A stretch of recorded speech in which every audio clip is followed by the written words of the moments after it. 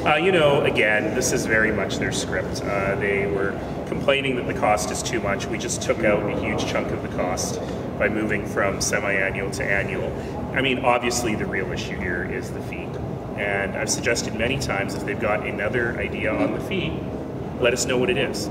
But we're not going for a fee that requires taxpayer subsidy of Uber's operations. Like every other cab company, they have to cover the cost that it's going to take to enforce them. And if they've got a different way they want to do that, I'm super happy to hear it. They calculated to approximately $600. They're saying that's onerous, that's a blockage to having the business.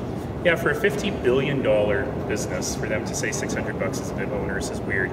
But the number one problem with that is where'd they get $600 from? We're completely... Yeah, it was 500 a few weeks ago. It's impossible to get to 600 using anybody's math. But number two is, the biggest chunk of that was the inspection fee, and we cut that in half today, so it is what it is. So he said today that under this bylaw, we're not going to be able to come back. Yeah, they're going to continue to advocate. Yeah. Do you see this as essentially just an empty threat? Yeah, this is their script. It's page 347 of the script that the Uber general manager has to read, and we'll see how he goes from here. Anyone else? They claim that it is, when I asked them that, and made that point, they claimed it was not a point, that they have something up their sleeve, and they're going to rally the masses against City Hall to bring in Uber. I really look forward to them telling the masses we don't believe in a police check or vehicle inspection, and see how well the masses do with that. And in fact, we just want to pay less money and have the taxpayers subsidize us. I'm not sure the masses are going to rise up for that particular argument. That said, you know, a grand total of 3 places I know where they've actually withdrawn service, and in those 3 places they came back under regulatory regimes more onerous than what we're suggesting today. So that is what it is, but again, this isn't about Uber. Let's think about the fact that we've completely modernized the taxi bylaw without a single protest, which hasn't happened in any other city.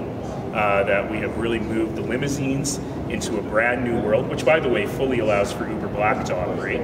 Every demand that they had on that has been met.